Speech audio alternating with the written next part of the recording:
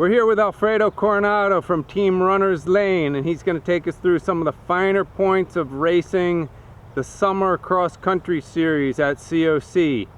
Now you've raced this for some pretty impressive times. What's the fastest time that you've run this course in? I don't know, but I know it's under 15, so either I want to say 14:52 or 14:58, one of those two. We're going to go with 14:52 then. Yeah, sounds better. Okay, yeah. All right. So that 14:52 race, what were you thinking about when you were on the start line? Well, I knew I wanted a fast time, so I knew I had to get a good start. So I know there's 500 runners out there, so I have to start a little bit faster than I'm used to. I took it out. I remember first mile was around 4:48.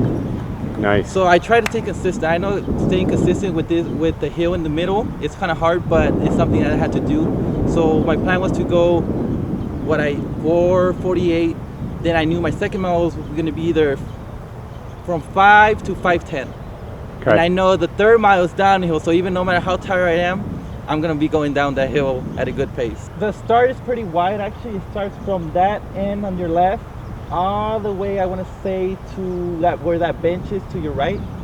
But then again, it's very wide, but once you get to 200 meters into the race, there is this gate that you'll see in a bit, so it gets pretty narrow.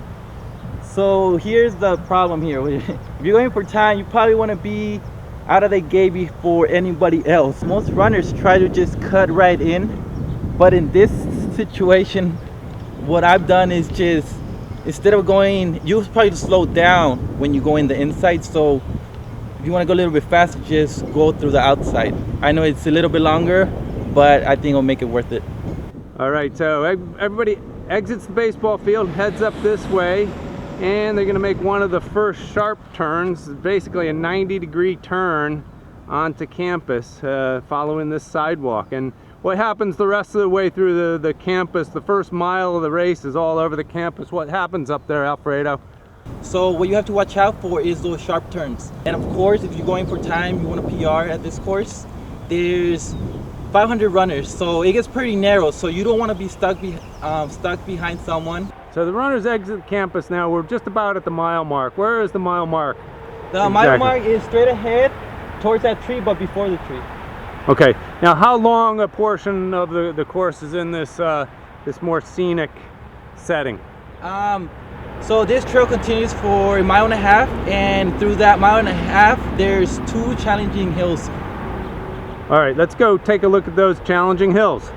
All right, we're about 1.5 miles into the race here, and what are we looking at here, Alfredo? We're looking at our first hill that we were talking about earlier. This angle really does it justice, but this is so steep that a lot of people start walking here. Yeah, they do start walking because it's very, like I said, it's very hard. Any advice for people at this point in the race? So using those arms, the faster you swing those arms, the faster you're going to get through the hill. And once you get to the top of the hill, you just want to keep going. Usually people, once they get to the top of the hill, they slow down, take a breather, but you don't want to do that. You just want to run through the hill because that's the hardest part of the course. So Killer Hill's way back there now. The runners have made their way along the top of this ridge line and come up. This is a pretty steep one, but it is the final hill of the course, right, Alfredo? It is the last hill, so after this, it's all downhill from now. So if you can see straight across, it's where we started at the baseball field. And to our way left, down there? Yes, it is. And then to our left is the track where we're going to be finishing. Okay, and that's even further downhill. No matter how tired you are, you're still going to run fast because it's all downhill.